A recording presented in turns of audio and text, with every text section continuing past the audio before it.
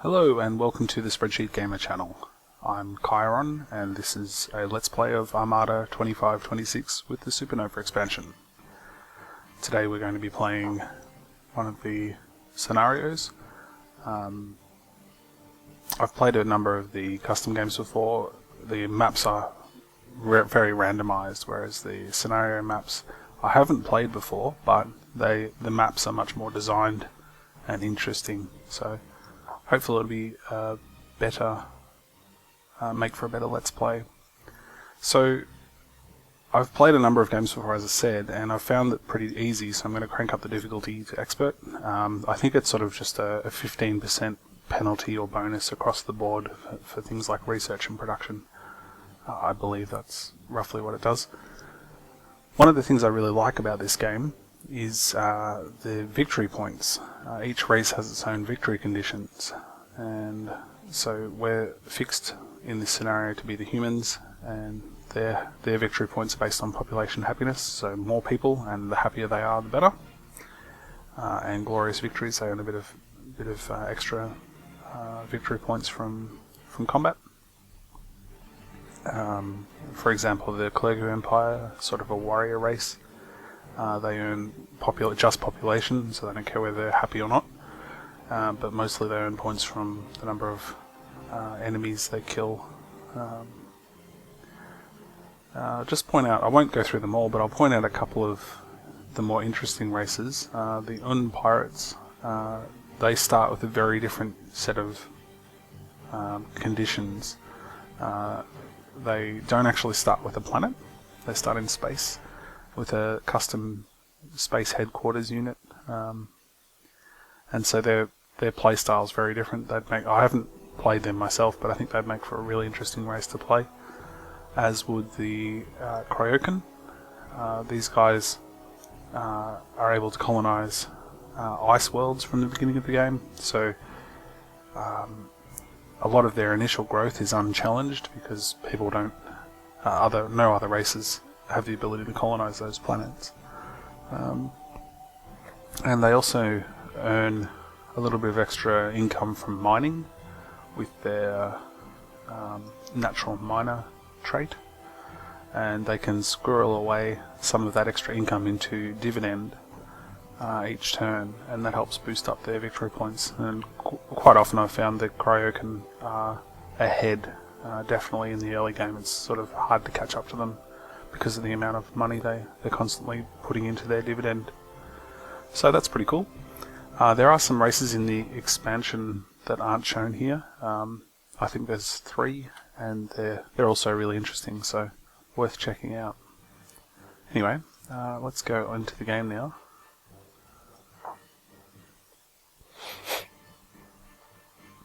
The loading screen's normally really quick, but because I'm recording it's a little bit slower here.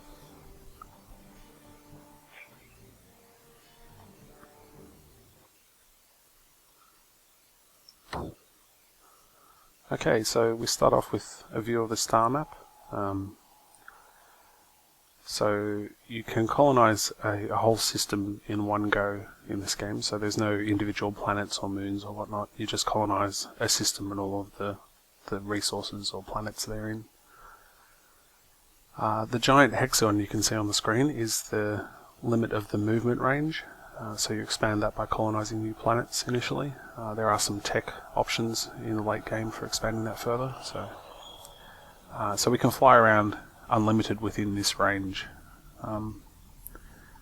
And up here we've got obviously the galaxy map. And you can see, hopefully you can see the dots representing stars, and then the black sort of, or the greyish blobby areas there. This stuff here they call dust. So that interferes with movement between two places, and there are tech options regarding that, but initially when you plot a course between two systems, the shortest path will be around those dust clouds. There's a parallax effect here. Quite a lot of stuff is actually just background art, like you can see here with Earth and the red nebula in the background there. If I just turn that off quickly, if I scroll to the side, you'll see Earth seems to move relative to the red thing. So the parallax effect helps you work out what's just background art. So the only thing that really matters is the stars themselves and the dust clouds, which I think stand out once you've sort of got that understanding of the background and the parallax thing going down. Right. So what else we got? I'm just going to hide that little thing because it sort of flickers a lot on my screen. The turn indicator and end turn. Down here you've got a lot of finder facilities and summaries, so you can list your fleets, colonies, messages for this turn, which includes production complete and that sort of thing, and a finder for searching for ships and planets and all sorts of things. That's pretty helpful. Here there are a bunch of options for the report screen, which, yeah, I guess you can have a look at the victory points at any stage of the game. Doesn't really matter. You can have a look at that at the end of the game as well. The diplomacy screen, where you can communicate with any races, look at any existing arrangements. The research screen and the finance screen. It'd be great if these icons were a bit bigger. They're kind of a bit fiddly to target at the moment, and especially since you use these two very often. Okay, so that's probably enough about the star map view. I'll zoom into one of the planets. We've got Earth here, so this is a planetary detail screen or something, I guess. What you can see here is the number of the population of the planet, which always varies between 0 and 100, or 1 and 100. And the next main chunk of the screen, which is important, is this area here, these 16 slots for facilities, planetary facilities. Every planet has the 16 slots, and they're initially locked, but they become unlocked and available as the population grows. So Earth, with 50 out of 100, has unlocked half of its 16 facility slots, or a little bit more than half actually, because there's 2 here, plus 4, plus 3. It's a little bit hard to see the structures because the background art, the interface here should be a little bit more opaque. I think that would help you read. Like for instance, there's numbers there. I've got 5 of these light missiles. There's a little 5 there, which is really hard to see. So anyway, on the planet you can build facilities, and you do that by going to the industry, which is always in the bottom left. And then you can add items to the queue here. These are the facilities I can build. As you build up the industrial level of the planet, you can build different or more advanced facilities. And the same with the shipyard. As you do shipyard research for bigger ships or more advanced ships, you can upgrade the shipyard to unlock the ability to build those. As for the rest of the facilities, the main ones that are of interest that you'll probably want to build often are the mine. You can only build 1 mine per planet, and it produces just straight up income, as well as reducing the cost of all future production. This green arrow here will be on some structures that can be upgraded. So this would upgrade my light industry to heavy. And as you can see there from the tooltip, allows the construction of large facilities and defences. Research labs. You can have up to 4 research labs on any planet. The first, or you can have 1 more advanced research lab or more economically efficient research lab, and 3 of the lesser ones. So quite often you'll want to prioritise at least one research facility per planet, regardless of what you want to specialise that planet to do. Landing stations are useful for trade. Additional shipyards, so you can add, I think, 3 shipyards and 2 industry facilities, but usually you'll only want 1 industry, and on a shipyard world you might build 2 or 3 orbital 2 or 3 shipyard facilities. So that option is there because I can build another colonist workshop which evolves into the industry. And then there's scanning facilities and planetary defences. Security centre you won't need. I really question whether or not you need these or not. Anyway, that's stuff for later. So you can see here planetary defenses. We've got 5 light missiles and militia, 4 militia. Militia just don't cost any maintenance. You can't produce them. They're just automatically produced based on the population. So they're sort of a good initial defense to stop the aliens or the other races from just rolling in and taking over for free. But they will come in and glass your colonies if you don't build planetary defenses like the light missiles. So it's important to stop ground invasions, but also orbital bombardments. And there's a little column there for ships in orbit. So probably the next most important thing I'll talk about is how to expand, because in any 4X game you always want to know how to expand for your research capabilities, your economy, your production, and so on and so forth. In Armada 25-26, it's very much based on economy, how much money you can produce. There's no other resources really. Everything else devolves down to money. So most of the money comes from tax income. A little bit can come from mining, and a little bit can come from trade. You can also use diplomacy to get income per turn or one-off payments. But yeah, most of the game you'll be getting tax income. So tax income is just straight up 10 income per person at the base tax rate, which is there. There's only 3 settings, so the high one is an extra 50%, and the low one is 30% of base tax income. You'll want to slide this up and down on different planets depending on a number of things. Low tax rate will increase the growth rate and increase the happiness, and high tax rate will create an unhappiness penalty, which builds up over time to a fixed level. But yeah, you can sort of survive 10 turns of high tax before you'll get a long-term penalty. And of course it reduces the growth rate, as you can see there. So that's probably enough about that. I don't tend to use the auto manage. I haven't even looked into what its logic is. I don't see really a reason to. It's easy enough to manage, especially with a smaller civilization like the humans. The humans have a bureaucracy penalty, which means that as they expand further, they get economic penalties. So you'll only ever build maybe 20 planets anyway, before you'll really start to get negative returns. So that's probably enough about the interface, and now we'll just go on to playing the game. So I start with a number of fleets in orbit, and what I want to do with those things, initially, the main thing is getting those arc ships to colonize other planets. So what planets am I most interested in? Well, I've already got the finder up here for planets, but I'll just show you how I did that again. Let's just go to the uninhabited systems on the finder. I think the best thing to do is colonize rich worlds, or very, very rich worlds. So what the finder will show here is every different type of planet, or habitability really, and then every different type of system wealth. So if I click on that, it'll show me all of the systems, which is 1, that is of rich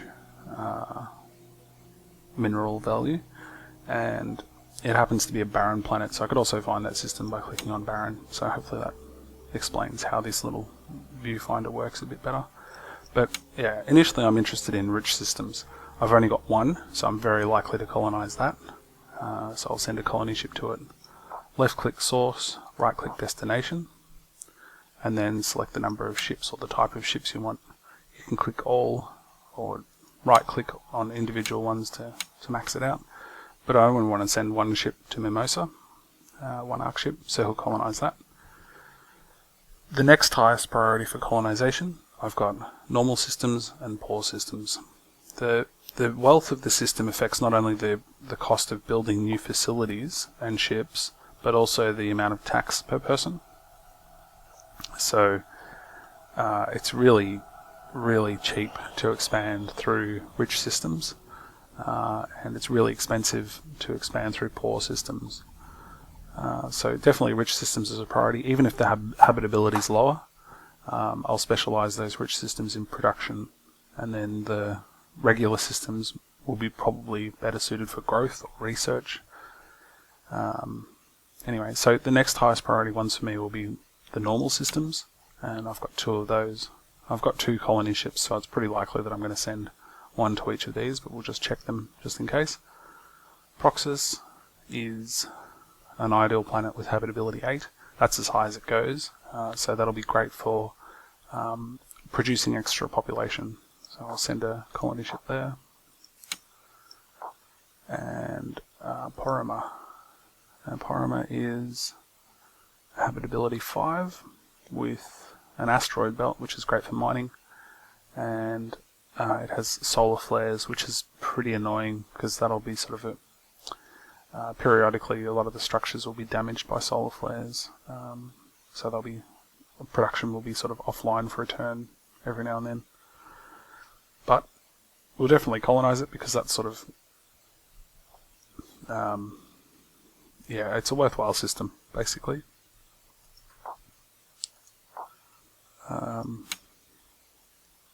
So send an arc ship. The only other systems we have here are the poor ones. And yeah, they're of no particular interest. This one maybe because it's got an asteroid belt and an Oort cloud, so it's great for mining, but the mine yield is low because it's a poor system. Maybe we'll colonize that one, we'll see. Okay, so you can see now the colony ships are moving out in really strange lines. They're not direct lines. That's because under the hood the whole galaxy map's built up of hexes. They're actually laid out as squares here. I don't know why, but they're in a hex grid fashion. So the colony ship is moving as far as it can towards the target and stopping at the end of the turn in one of those hexes. So it creates a cool little artistic thing with all the lines shooting out. And you see the ships at the end turn, you see the ships zooming along those lines. It's pretty cool. What else? Okay, so I've got some more ships here at Earth. I've got a scout, transports, and a corvette. I want to send the scout somewhere, and initially the scout's going to be responsible for scanning the planets. You can see a little asterisk there. That means the system has never been scanned by a scout. So I can send a scout there to reveal any other details of the planet, particularly unusual system features. I didn't actually notice these before, but that's got gravitic anomaly and solar flares. Solar flares are annoying, as I said earlier, but I can't remember what gravitic anomaly is. Anyway, we'll find out. So I might want to send a scout to one of these systems, but since I'm already going to colonize it, the details will be revealed after it's colonized anyway. So I'll want to send it to some of the other systems, and obviously, given that I don't know what this system is at all, this could be a habitable, rich planet for all I know. I'll want to send a scout there as soon as possible. I think it's the only one at the outside of my... Yeah, it's the furthest out planet, the only one that I haven't got some initial details on, so I want to send the scout there.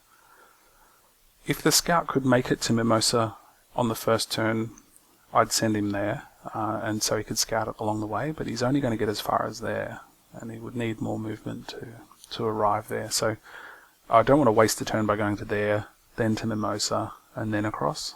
I'll just go straight to... Actually, it's the same distance anyway. It's going to be three turns to get there, so why not? We'll send a scout to Mimosa first, just to illustrate the point. And I also had transport ships.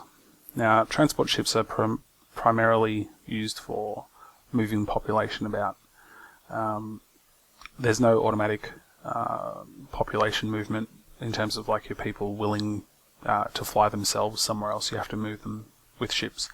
Now, you can automate them, but I've had not a lot of success with the automation. I don't understand its logic, and even if you do make use of it in the late game, you'll still want to fly some transports around manually to get initially your colony.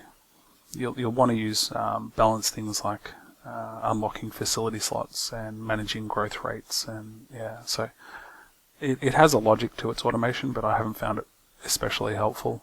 And in the early game, it's not difficult to manage it yourself. So with the transports I've got, I want to move some population to one of my starting colonies, and you can see it's 2 turns to get to Mimosa based on the flight path of the colony ships. Pretty much everything moves at the same rate unless it's deliberately a fast ship like a scout. So yeah, you'll get used to the sort of distances things travel. So the transports I want to send to one of these 3 planets, it'll take 2 turns to get to Mimosa, or 3 to either of the other 2 places. So I'll probably want to go to Mimosa first. So I'll do that by left clicking and right clicking. With the transports, I've got to load up people onto the transports, then send the populated transports over. And I've got some corvettes as well. Since Earth's already got some orbital defences, I'm going to send the corvettes to the most important colony, which is the rich one with all the people. Okay, so that's all the fleets managed. Production queues. Okay, so the main choices I'll be making here will be whether to build another mine, whether to upgrade heavy industry, or another research lab. They're the most useful ones initially. It's going to be mine because that'll unlock extra income and also make everything else I build here cheaper. So that's definitely the thing to go for, I think. So that's that one done. Now I can also build additional ships, and my main choices here will be scout, transport, or colony ship. Now, I don't know if there's any other places to colonize yet, so I'll hold off on building the Ark ship. It costs maintenance if it doesn't get used immediately, so I tend to try and only build them when I need them. You might want to have one on standby, but yeah, I think I'll wait for that. Transports allow me to move more people around more quickly. There's reasons why you'll want to do that. I didn't talk much about the growth rate before, but growth rate, there's a limiting factor on growth rate, which is basically as the planet gets fuller, the growth rate is reduced. And that can be shown by going into here and looking at the population pressure modifier. So that varies between 1 and 0 as a multiplier based on the number of people, but it's not linear. It's there's a point at which the amount of people on the planet are growing, producing a certain percentage of people, which is sort of optimal. It's sort of an area of the square problem, and I calculated it to be 33 people. So if you have less people than that, you'll have a higher growth rate, but they'll be producing effectively less people. So 33 is where the peak growth occurs, and that's on all worlds, regardless of any of the other influences. The peak growth will be at 33, but it's obviously most useful to have peak growth on highly habitable worlds, since that habitability 8 there is shown up in this growth thing as the 8%. So highly habitable worlds you'll want to keep to 33 people so that they're growing very quickly, and they'll produce about one or more people, new population points per turn. There's other factors that influence it. The pollution and tax rates and happiness. Oh no, happiness doesn't influence it, sorry. But yeah, pollution and tax rate are the ones you can have the most control over. So building that mine will produce extra pollution, but it can tolerate some amount of pollution on the planet before it influences the growth at all. And that amount is 2 pollution. So I can produce that for now without any influence on production.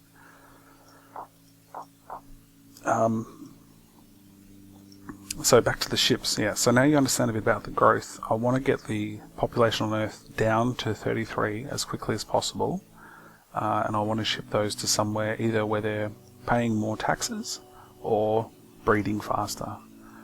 So Mimosa will be paying more taxes, and I want to get even Mimosa to 33 as quickly as possible. 33 is good because it also unlocks a decent amount of facility slots, so it's got a number of advantages to balancing your empire that way, at least in the early part of the game. So anyway, back to the choices. To build another transport or a scout. I don't have many systems to scan, so I'll just go for one transport to start with.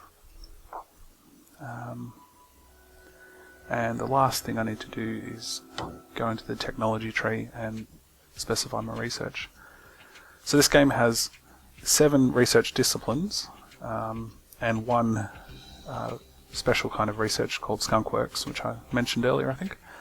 The Skunkworks will research one random project from any of those disciplines, and it'll research it with a bonus, but you won't know what is being researched until just before it's finished. So it can be efficient for the humans to use the Skunkworks to research things like hyperspace and psychic. Since they get a penalty to doing those researches directly, the Skunkworks can sort of get around that penalty. The important parts, really important disciplines are definitely construction. Every race wants every tech in construction. And then one technology to improve your ships, and that could be either weapons, shields, or hyperspace. Shield research can unlock cruisers, weapon research can unlock destroyers. And you can see the full tech tree by going into here. And obviously there's quite a lot of techs. But yeah. So initially construction research, it's always useful. The technology complex will allow me to do more efficient research earlier on. The other options are advanced mining. Now that's great for getting extra income, but it will produce extra pollution, which harms growth rate and happiness. So a lot of new players, I think, will be tempted to go for mining because they'll get more income straight away, but it really is harder to manage. Basic weather control will increase growth rates and happiness, so it can offset mining quite well. And super arcs allow you to colonize dead and icy planets, which is I think probably going to be important for expansion purposes in this scenario, but we'll see. So the main choices here, as far as I see, is between the tech complex and the basic weather control. And both take the same amount of time. The AI is recommending tech complex, so I'll stick with that. It'll just put new research projects into the queue as it sees fit, but you can obviously change them by just left clicking. But anyway, I'll stick with the tech complex for now. So that should be about it for the first turn. I've explained a hell of a lot, and it's been slow going so far, but I'll really pick up with the pace as we get further in. So, let's go. Okay, nothing really interesting happened. There were no message pop-ups there, so I'll just turn off that grid and turn back on the scan range. So the scout that I was sending out has an innate scan range that will reveal enemy fleets or enemy colonies. I think if I zoom in a bit there, you'll see that it sort of staggers the strength of the scan. So the closer you are, the better. More details and so forth. Anyway, on with the game. And the Ark ship arrived at Mimosa. I can just double click that and then click Found Colony. And you can see there, the important thing I'll point out is, yeah, we've got one population, but we start with a colonist workshop and one free slot. The tax income, this is pretty important to take note of. The expansion here, it's earning 12 income in tax just from that one person because a rich system provides a tax bonus. But just that colonist workshop alone is consuming 30 in maintenance. So this colony is going to cost money until more people are shipped in here. And funny enough, I sent some people along. So that's dumped in all of the people we shipped in from Earth. It's up to 6 now, which is giving us extra income, and it'll help with the growth, since one person breeding at, say, 2% will produce less people than 6 people breeding at 1.77%. So we'll get this up pretty quickly. It'll also help unlock facility slots, which will be useful on a planet like this. But the main thing on a new planet is you'll put something in the production queue. It'll be a mine for us here, because this will be an industry world. And it also helps bring in more income. So it's interesting there, the cost is reduced and the income is also increased. So you can see already that it's in the early game, rich planets will help you expand your economy much, much quicker. I think that's all for there. Transport was produced at Earth. Now I'm going to start sending population to Troy by doing this, and I'm also going to set it to repeat so that it actually ferries population there automatically. I'll just do 10 for now, that should be fine. And I'll send the transports back to Earth, and I'll send the scout on to the next place. And there's nothing in the production queue at Earth. I will build actually another transport. Yeah. So Earth's already grown up to 46. So yeah, it's producing almost 1 population per turn. Now, it's not producing people at the most efficient rate at the moment, so I'm going to actually artificially slow growth rate and increase my income over the short term, since we're already burning through lots of income. Lots of money, I should say, it's not income. I'm going to bump up the tax rate. It's going to harm the growth rate, but I don't care, since I'm not producing people optimally now anyway. But it is going to generate me a lot more money over the short term. So that's not a bad thing to do on your starting world if you're following my strategy of getting it down to 33 at the start. I think that'll do. So on this colonies summary, you can see the industry and the shipyards, and whether or not they're building is indicated by green. If there's nothing in the queue, these icons will be grey. I think that's it for this turn. There was one other thing I wanted to do actually. I'm going to rename the planets. See if you can guess where I'm getting the names from. Some of you might automatically know just based on that first one, but yeah, leave a comment in the thread in the comment section below if you reckon you can guess where I'm pulling these names from. So the arc ships have arrived. I'll colonize these systems. Let's see, what will we call this one?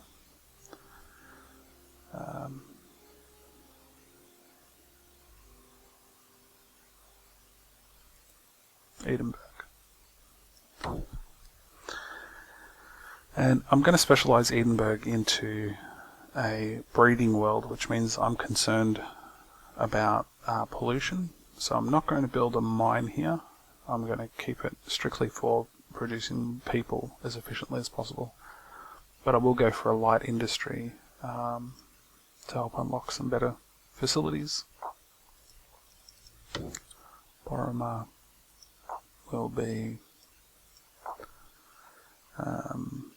Mito.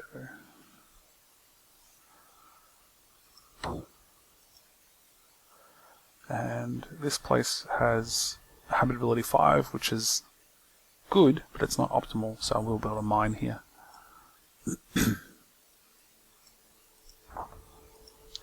Scout has arrived. There's no planet there, so that's useless in terms of expanding. It does have a trade commodity. Majestic Heavens, I think, is a tourist destination, but with no planet, These are the absolute lowest priority for colonization. You'd only colonize this if you needed to expand the movement range, and you need a very, very high level colony ship to do it anyway. But since we've founded these 3 colonies, we've got some new planets to explore. This one, Epsilon Indy. We don't know anything about it. We'll definitely send the scout there. The mine's finished on Earth. That's great news. Bit of extra income. Now at this point with Earth, I want to build the technology up so that I can get better research labs. So I'll increase the industrial level of the planet Earth to heavy industry, like we don't already have that in real life. But anyway, heavy industry definitely is next in the queue there.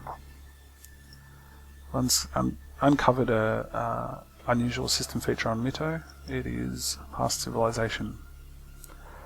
And what that does for us is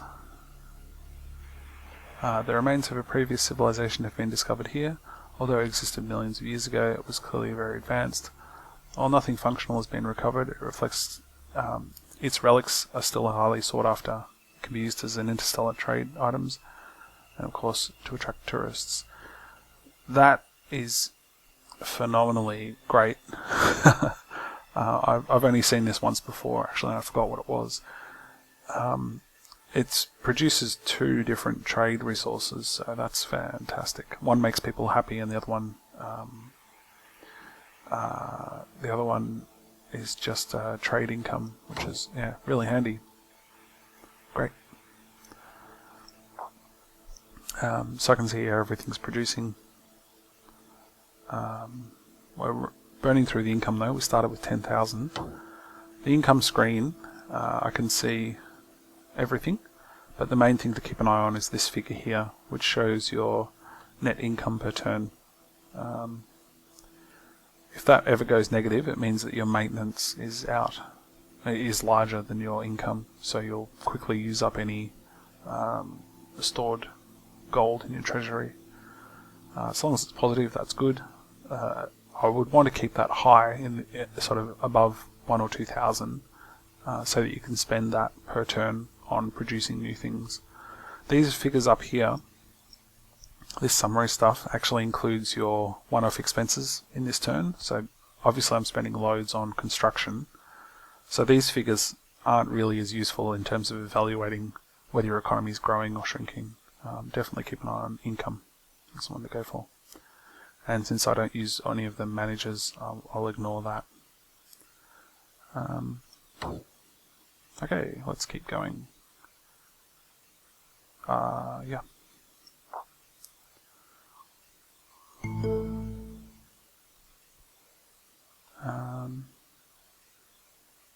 Didn't look like that scout moved. Oh, okay, he couldn't move because there was a flare. A large flare has prevented the movement of the fleet. Oops. Okay, empty transports on Earth. We're going to send those back to Augusta, I think. We'll keep shipping in, since it helps with the tax income. Yeah, I just want to ship them there. And obviously another transport was completed at Earth, so now it's 6 transports in this group. And why not? I'll repeat that twice. Exceptional gems at Mito. That's insane. How is it producing so many good things? I've never seen that before. I thought it could only ever have... okay, it can have both. This is just insanely valuable for trade. This is going to be even easier than I thought it would be, I think.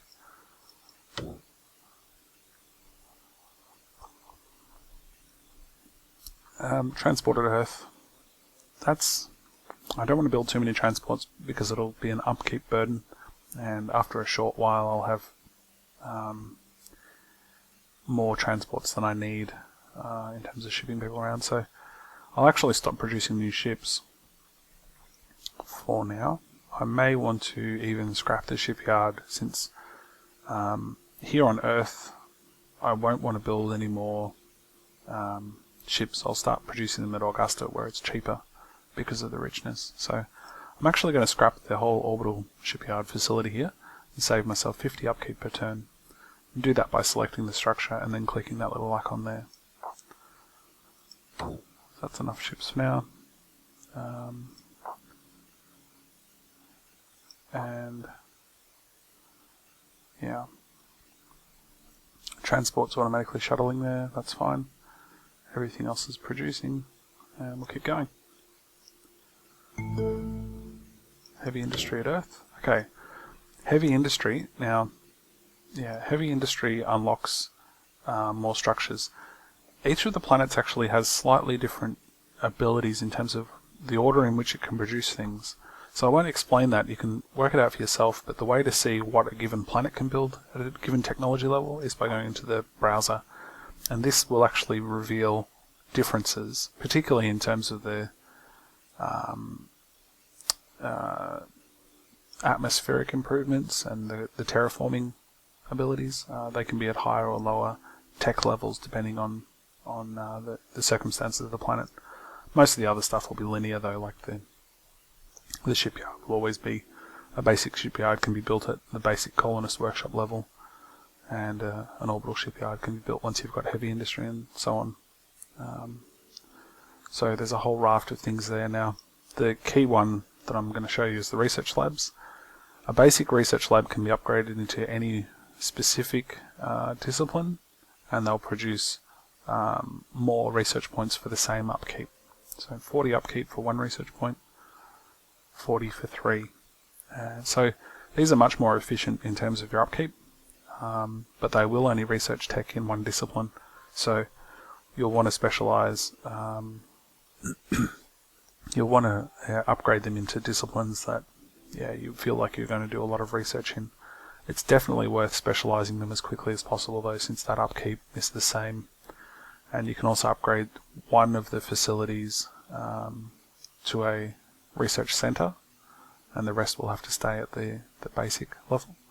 So one of the research centers per planet and one per empire can be upgraded to the Nexus.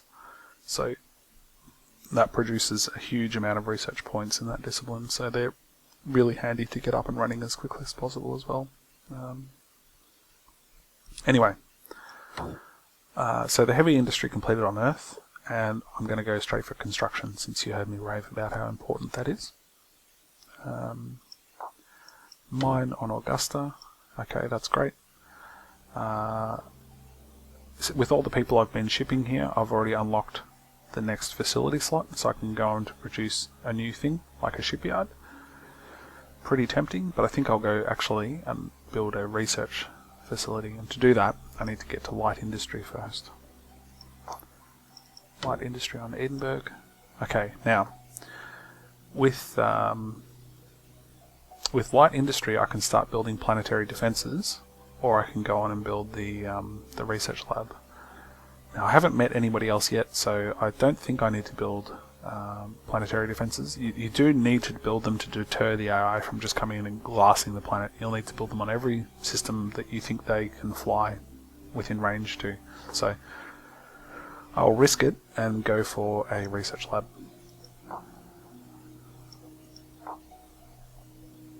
And obviously all my ships are moving.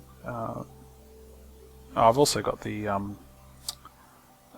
small fleet there of corvettes, so I can ship those across if I think I'm going to be in trouble, although Augusta will also need to build some defences at some point.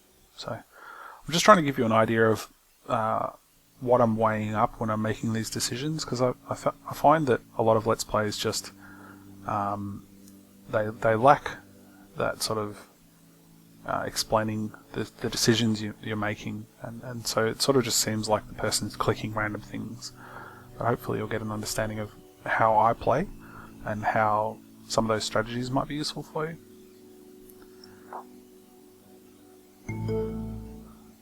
Scout has arrived. It is a dead planet. That's not very useful for us. It is colonizable, but requires higher tech, but it's also poor, so I'm really not going to prioritize that at all. on to the next one.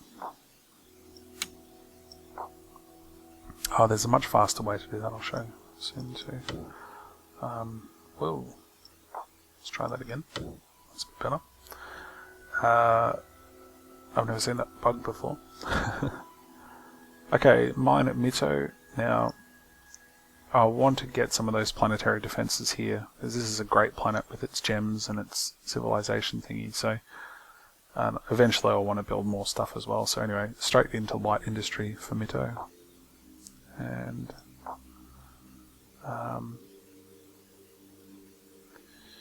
what is going on? Oh, the fleet's busy? Yes. Okay. Pollution resistance at Edinburgh. Oh my god, this is fantastic.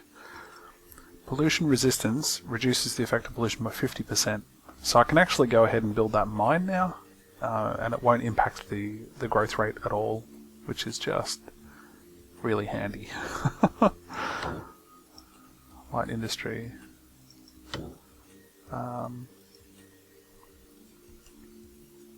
Ah yes, that's right, I was going for the research lab at Augusta. And research at Edinburgh. Okay. And I mentioned before that I want to get that up to a specialised research lab, so obviously I'll go straight for heavy industry. Heavy industry is the start of pollution from industry. You can see light industry has none. Now, the colonies normally aren't affected by 2 pollution, but 3 will incur a sort of 10% growth penalty and so on, 10% for each additional point above 2. But since I've got pollution resistance, that is effectively 1 pollution, which means I can also sneak the mine in. So that's fantastic. Oh, that was that place. Okay. That's it, and off we go. We've met our first race at Glastonbury here. And it's the Kaka. Now I have 2 choices when I'm in orbit above a system. I can either declare war on them, which will initiate combat, or I can just sort of hover in orbit and do nothing, which is ignore, which is what I'm going to do. Obviously they want to talk to us, and usually the AI will want to exchange map information pretty early in the game. This little thing here is useful for understanding how much value they think they're going to get out of it, and how much value your ministers or your AI thinks you're going to get out of it. It's just helpful when you're learning the trade system. This is a pretty balanced trade they're proposing, so we'll just accept that. Since they propose a trade, accepting their trades makes them happier with you. There's 2 things that attract in terms of the diplomacy. One is whether or not they trust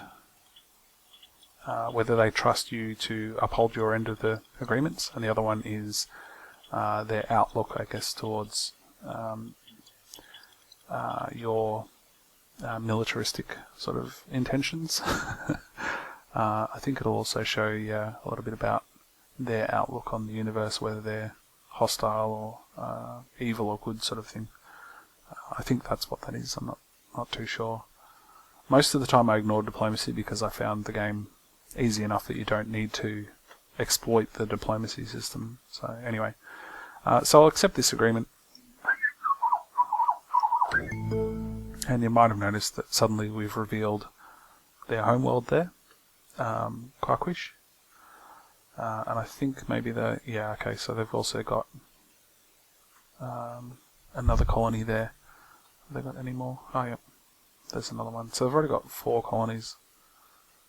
Oh, that's the same as us, so that's pretty normal. But yeah, you can see they've expanded all the way over into our space.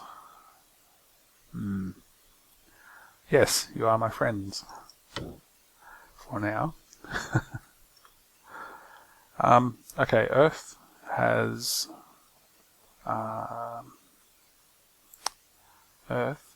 its first construction lab. I'm going to go ahead and build more research labs on Earth, since it's got lots of facility slots free at the moment, and probably for a while, and nothing to do with them. Light industry on Mito. Okay, so Mito can now build some of the planetary defences, and it's going to be important to do that. So I'll build 6 of those, and I'll also go to Edinburgh and put 6 in. I can't put any in the queue, but next turn I will. And scout. Oh yeah, we'll keep moving the scout on. So I just double right-clicked the destination to automatically move all of my ships there to the next place. And I think I'll actually stop this first episode here. Thanks for watching, and stay tuned for more Armada 25-26 Supernova adventures.